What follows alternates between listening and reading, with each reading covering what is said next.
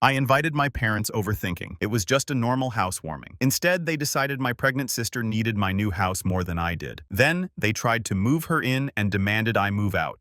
I simply want to remind everyone before you all start that I'm here to let out my feelings. I have ideas, opinions, and sentiments to put down. Though you may disagree and they might not sound good to you, I am just letting you know. Regardless, since to be honest, I have no one else to tell. Now let me present my half-sister, Ash, short for Ashley. She is literally making her dad proud. She is about 5 years younger than I am. Dad is delusional, as this woman is out there only serving as an escort, sleeping with a bunch of OF clients, and my father calls her his pride. You did really read correctly. I suppose he is not familiar with the major deal someone is going to tell him. Though I'm not too conservative, I try to concentrate on my morals and profession when I have the time to get to know them better. I court women. There is occasionally a spark, but other elements also play a role, including vast distance and availability problems. Other times one finds absolutely no understanding. I try not to spend random nights sleeping with anyone. I ought to wait for the proper woman. I get sick looking at a large body count guys displaying it like a medal. It is repulsive. I'm not sure why. Still, this is what I live by in my own life. Unfortunately, my sister holds the reverse view. She most certainly no longer counts her physical partners. She is now an escort, which personally repels me. Moreover, it is quite harmful as well. Certain guys enjoy performing odd activities for escorts. I have no idea how someone would view working like that as being acceptable. She then posts indecent movies and pictures of herself on the internet in order to profit from it, but she finds little success there. She most likely lacks knowledge on how to start the traffic, but for whatever reason, it is a flop. From what sources am I aware of this? Here is an awkward story. My friend mentioned it to me. Ash asked him if he wanted to have fun after texting him once following their drink meeting. Hearing the narrative, I had already warmed up a little when the man left with my sister, but he said it was only after he realized she was my sister. He told me she had emailed him the URL to her page, and he showed me too. I'm not sure whether he is speaking the truth. She breaks constantly and begs Dad for money. Hence, I believe she isn't doing very well. I never told Dad either. I couldn't even bring myself to question her about it straight. I observed her answering a call, then seated in the car with an old man. Another time, he left her flowers and headed off. She would sneak back into the house at strange hours through the window. This became evident when I used to return home over holidays from college. Though I'm not sure if she is still at it, I do not want to be involved in any of it. I'm glad about having a respectable post where I work at last.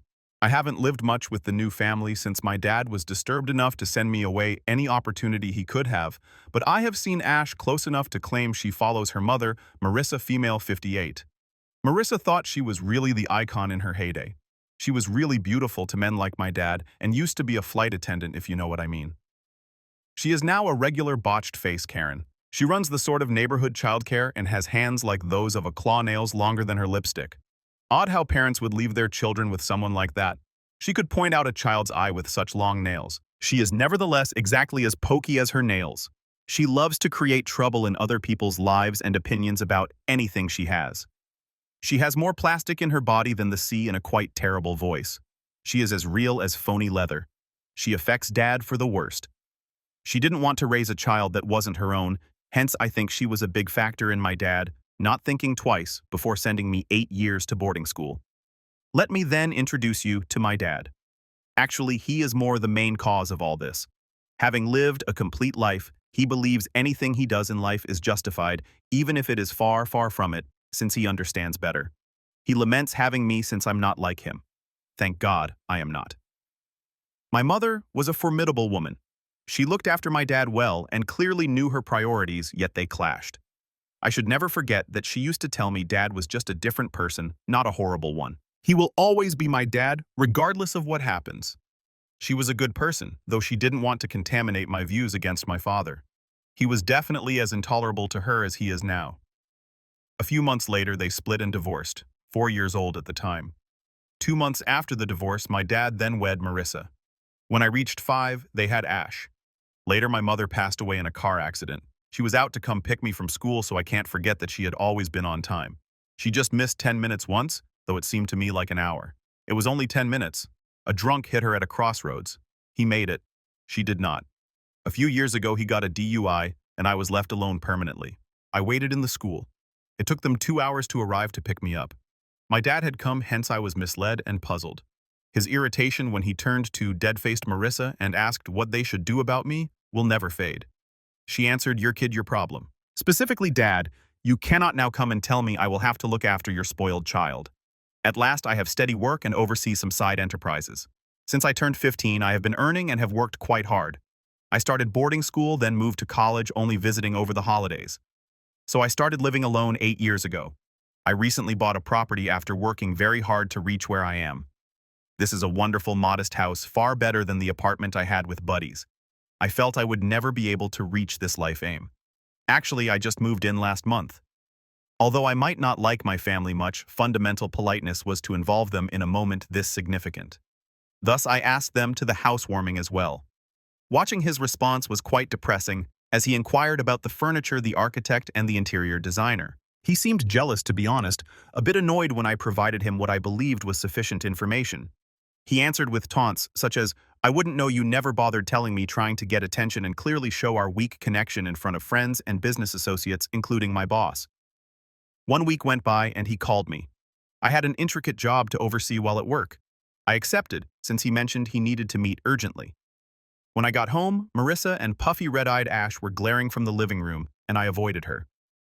Dad was in the kitchen pulling beers from the refrigerator. He gave me one and I graciously turned him down, fearing what he might say. When I asked him what he wanted from me, he furrowed his eyebrows and answered another question, asking whether I had lately started complaining about us. Not sure what he was getting at, I scowled in uncertainty. He invited me to hang in the living room with Ash and Marissa. I nodded and turned to settle on a couch across from the two. Ash folded her arms. Marissa rolled her eyes. Dad came in and sat with them facing me, leaving his beer bottle on the sofa table. He leaned back. Then he wanted to know whether I was blind. There was a pause, probably bewilderment on my end and rage on theirs. He said before I could reply that I either choose not to notice things that ought to be seen, or I am blind. He stated I had most likely become somewhat proud ever since I bought a property and avoided looking at the individuals who really mean something to me. I groaned and asked him what he meant by all of that, wanting that he would be more explicit. He blew sarcastically, then informed me I wasn't disturbed by the dire circumstances in the room. He stated I had elected not to offer or be of any kind of assistance, and that I had chosen not to notice the family was in risk. I obviously asked him what risk he meant, glancing across at Ash, who rolled her eyes and declared she was pregnant. Like any other person, I wanted to congratulate her, but she started crying before I could. Marissa hugged her and advised me to be concerned enough to find out what's happening at home. Dad stated Ash recently discovered she was pregnant, and the lad who caused it had broken up with her. Marissa also mentioned that Ash has decided to maintain it. Hence, our basis for next decision should be based on that. Can she afford it? All I could say. Ash and Marissa stared deaf at me. To be honest, I meant good. I was worried. I was actually ready to help her. But in my thoughts, I had already imagined perhaps they wanted me to contribute financially. Dad then got up and moved over to my side to sit down with me. That's why he called me, he stated. Afterward, he added that, although maybe my mother neglected to educate me how to be a good brother, brothers would throw their life away for the comfort of their sisters. He said he is a nice parent to his daughter. I ask for your effing pardon. I'm not dying for her, but I know my financial input is required. I sighed and asked him what action he wanted me to take about it. He said, "That's..." My good boy grinned, rubbed my back. I forced a phony smile which vanished the instant Dad said, "You giving Ash your house?" "No, I am not." Dad answered straight away. "Yes, that's what I said." Dad scowled and asked me why not. I told him I could help with some cash, but the house is mine. Until she can afford it, I can let her share a room free from rent. Dad got up from his chair, then said, "Nonsense. Dad, it makes perfect sense to me." He insisted nevertheless that I not only offer her the house, but also move out and buy another for myself. I contended that if Ash is unemployed and expecting a kid, she cannot even afford to run the house or pay the expenses. Those, Dad informed me, would also be my obligations. Apologized to me, hell to the no, though I was enraged. I had to be polite. Thus, I got to my feet and informed him that it was not feasible and that I would now be departing. I then turned to go. He wasn't content to stop there. 1 week later, he turned up at my place when I was at work. I'm not sure how he entered or where he picked the keys from, but when I returned home, I observed men loading boxes loaded with my belongings outside the house. Hurrying inside, I asked them what they were doing, and they informed me the house owner had told them to toss the goods. I said that they should go right away and that I own the house. They should get my belongings back inside. I lost my composure coming home. This was the last thing I would have predicted seeing. When I went inside to see Dad and Ash, they still stood there insisting I follow what brothers ought to do. They ignored my advice to leave. Thus, I informed them I will contact the police. They went at last, bad-mouthing me, applying curses and things. Though I know this is a lot to read, it was much worse in person. 1 week has gone by, and I'm posting here since I kind of feel horrible about it. Was I in error? I feel like they need me and I shouldn't cut them off like this, but I also feel like my actions for them have limitations. Growing up, their disconnection and lack of concern for me infuriates me. Today they ask me to lay my life down for them. Bit much. Not sure what you mean here. Tell me, let me know. I couldn't even get my buddies involved in this. Right now, you are all I have. Update. Hey everybody. I hope every one of you is good. I posted 1 week ago, and to be honest, I didn't expect the attention it attracted. As the comments arrived, some made me doubt a number of things. Not too long afterward, though, I decided not to break off my family completely. This came about via Ash calling me. I welcomed her by telling me she wanted to see me. She wanted to tell me a few things, therefore she asked to meet at my place. But I was still getting used to the scenario made last time. I urged us to meet somewhere else. She was first somewhat nervous when we visited a coffee shop. She seemed somewhat unlike herself, but generally she is rather conceited and unpleasant. She told me she had lately been broken off with. As we sat in the corner, I answered, claiming I had an idea, since Dad mentioned the man who got her pregnant had left her. She shook her head and said Dad believes that.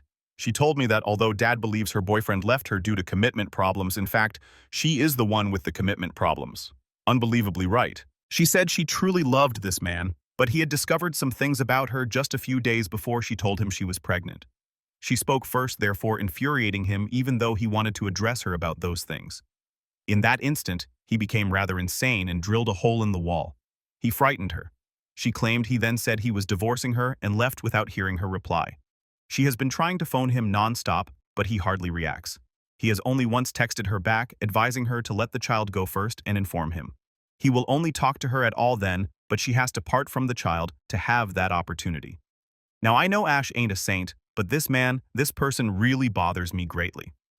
She remarked, it would be strange to tell a brother about the topics I just questioned her about. I shrugged and stated that it's okay if she doesn't want to tell me, since I kind of realized she was most likely referring to the OF and escorting. She pulled in a great breath and let it out before I could ask her what she wanted to meet for. She then told me she had been engaged in dubious activities. Though I truly wanted to hear validation of all my doubts, I was concerned.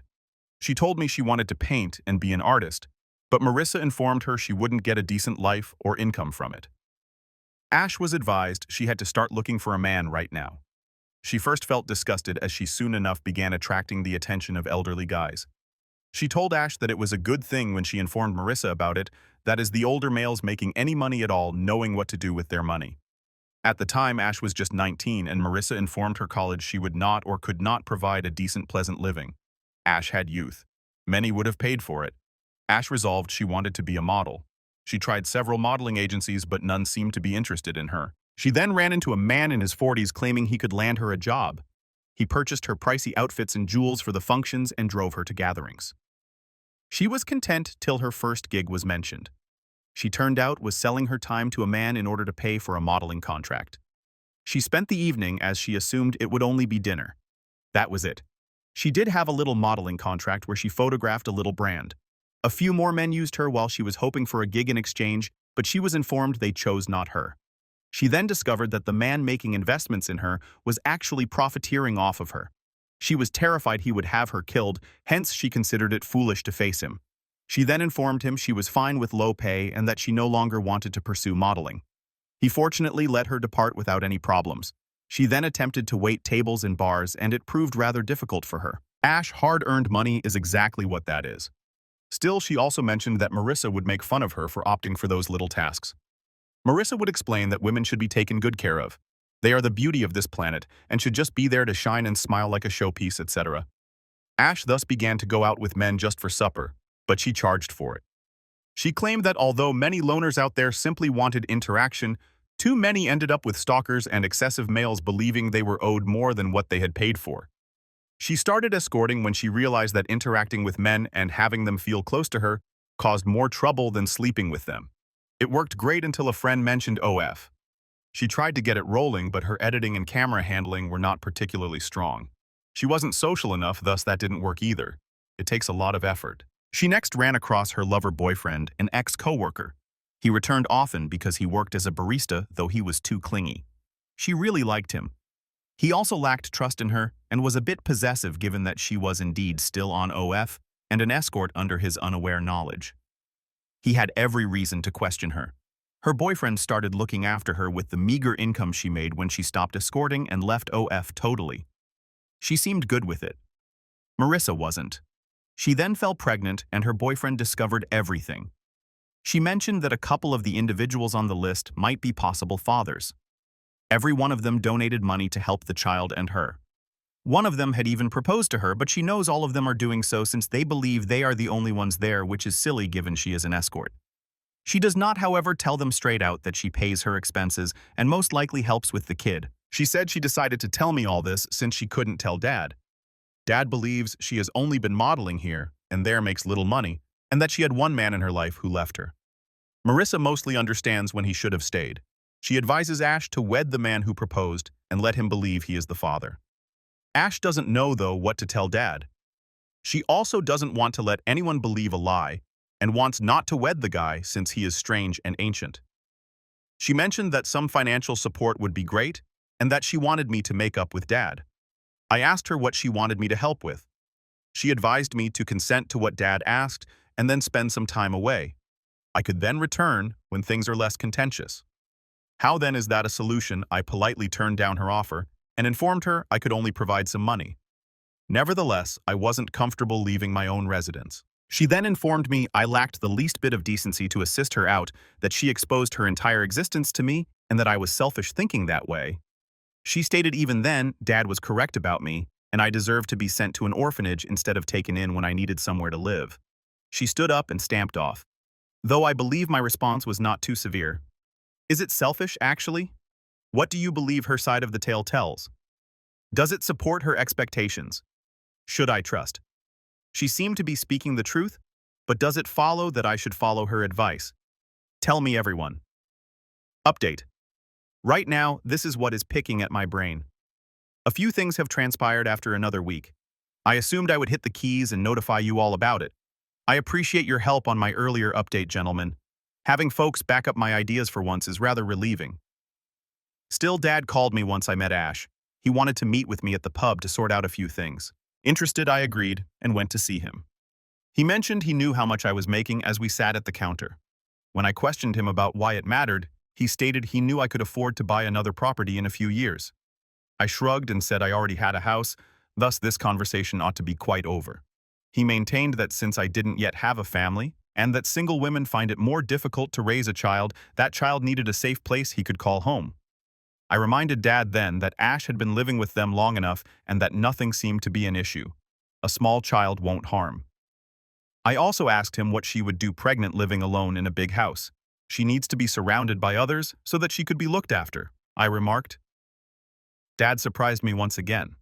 At that point, he said Marissa and he would move in with Ash into my house. My hearing let me realize something. The bartender laughed sarcastically before I could react to that. Dad objected and inquired about what he found so humorous. He said Ash she uses everyone. He remarked then tosses them away. He nodded, declaring he was her lover. When my dad questioned him about who he was referring to, my eyes opened. So this was the man. Dad baled his fists and asked the man why he felt it was acceptable to establish a family he couldn't sustain. He spoke angrily, holding his hands up. The man informed Dad he had no bearing on the family, an issue he also showed no desire in rearing a child not of his own. Dad pushed him to say why he felt that. He grinned and explained that although Ash still got pregnant, he had a vasectomy last year since he didn't want any children. He also discovered her driving off with several males following her lies on her whereabouts. Then he learned she had an OF page. He found none of it believable. That was the last straw for him. When Ash at last told him they were expecting, he couldn't have a child, hence it verified everything. Knowing this, he told Ash she had been cheating on him all through. She let the truth fly free. While my ears were focused on Dad's voice, all I could see was his face moving from wrath to disbelief to disappointment. He shrugged and informed us show dash cash money, time honesty, at least love. He owed nothing else. He stated he was unsure whether Dad knew any of it, but he knew no dad would be ashamed of a child like that. Dad stiffened his lip, got off the stool silently and turned away. He texted me later that evening saying he had to go get Marissa from her yoga session. I'm not sure what happened after that, but I'm sure it was something as Ash was at my door sobbing the very following day. I wrecked everything she informed me. To stifle a scene, I drew her inside and calmed her down. I told her I told Dad nothing. It was her boyfriend, the bartender Dad and I had visited then. She told me Dad advised her to stay at home and stop everything. He claimed he never expected she would turn to such methods and felt disgusted by her. He advised her to pick a decent man and straighten her behavior. He also noted that these days her chances of meeting decent men were somewhat limited. I hugged her and listened to her. Dad had just returned from seeing me when he confronted her, so she stated she was sorry believing him was me. I forgave her then. She returned home. She added that Marissa was really quiet when Dad was discussing wonderful women and their loyalty, like she couldn't say anything while she was raging and telling me how terrible she felt. Ash stated it's among the topics Marissa avoids talking about. She answered that Marissa couldn't have an opinion since she is yoga. So I asked her what she meant by that. I could only grimace in perplexity before Ash carried on crying as she related what else had transpired. Yoga said, stayed with me actually. What do you suppose happened? Will Ash still be Dad's pride source? Nobody has approached me ever since. Still, I will see and let you all know. I know y'all probably didn't expect me to get back to you so soon, but I couldn't help it. Update. 2 days after my last upload, and I am here for the ones inquiring. Although Ash's ex's name is not important, we may call him Bob. This is the fresh bit. I saw Dad the day before yesterday. I informed him I had some decisions made. I said I was ready to let Ash use a room and I wanted to assist raise her child. I would be fine paying for the diapers and other supplies, but she needs to start working right away. Dad informed me then that nobody would be with the kid. Hence, I advised her to attempt working from home or freelancing. This time, Dad wasn't his usual nasty self. He stopped and then let out a sigh, telling me he felt I despised him. He settled on the couch. He was correct, but I probed him about his reasoning. Mom despised him too, thus he said, which was why she never said that. I told him fast instead, she constantly stated Dad loved me and worried about me. I told him the only reason I felt let down at all was how inaccurate my view of Dad was. Mom told me all that. Then from Dad, I sensed only absolute neglect and lack of caring. Rubbing his eyes, he confided in me, he loathed himself for many ways. He stated he liked Mom, but they hadn't known enough to determine whether they were really each other's type. He sighed and added he had to marry her since he got her pregnant, though he never felt the spark between them. She was a good wife to him. He next crossed paths with Marissa. I could feel my insides tingling at that. I remained motionless. None of this was known to me. Dad told me Marissa sparked a flame in him he never knew he possessed. He caught emotions before he knew it. He was quite delighted with her. Marissa became pregnant too before he could negotiate his way through rights and obligations. She was pregnant. Therefore, it was too late. Even if he informed her it was bad, he urged her to wait. He wanted to tell Mom first, but Marissa came to our house feeling nervous. She reported everything to Mom. She explained everything to Mom. Dad took it when Mom challenged him. Mom was really hurt in this quite unpleasant episode, yet even then she remained courteous and requested Dad for a divorce. My parents separated, y'all. Dad had an affair with my stepmom and got her pregnant. I'm not sure just how much worse this dude could be. Dad stopped and glanced across at me. He stated he had to return me home after spending a good year with Marissa. When Mom passed away, Marissa despised every aspect of it. Again, driven by guilt or something, she was worried that Dad could put me before their kid somehow. 3 years later, he sent me off to boarding school, and subsequently, I never had to remain home long enough to cause Marissa any trouble. Love makes you do stupid things, he remarked, and I wanted to punch this man in the face, but I restrained myself. Turning back, I found Marissa standing in the gateway carrying a water bottle. She claimed to be just heading to the yoga class. Setting her bottle on the table, she headed into the kitchen. I blinked. Then she was back and was through the door before I could think clearly. Numb hence, I followed her out. I grabbed her water bottle to give back to her. She had already got in her car and was leaving when I came out. To help me relax, I silently sat in my car and gently drove after her. She pulled out from parking outside a yoga club. She turned to glance around her and then began down an alley. She once more turned around and climbed into another car. She kissed and hugged the driver, and they headed off. I was hardly able to blink. I locked my jaw, parked, got out, and entered the yoga club. When I asked them about Marissa checking in, they denied providing personal information. I insisted I was at least told if she were there, saying I was frightened about her. They informed me they had no customers under that name. I returned to my car and waited. I have no idea what came over me, but I started filming when the second car rolled in, then slapped her butt as she happily headed to the parking lot when a man got out and opened her door for her, hugged her, and kissed her. For yoga. Marissa, so much is different. I left before she arrived at the parking lot.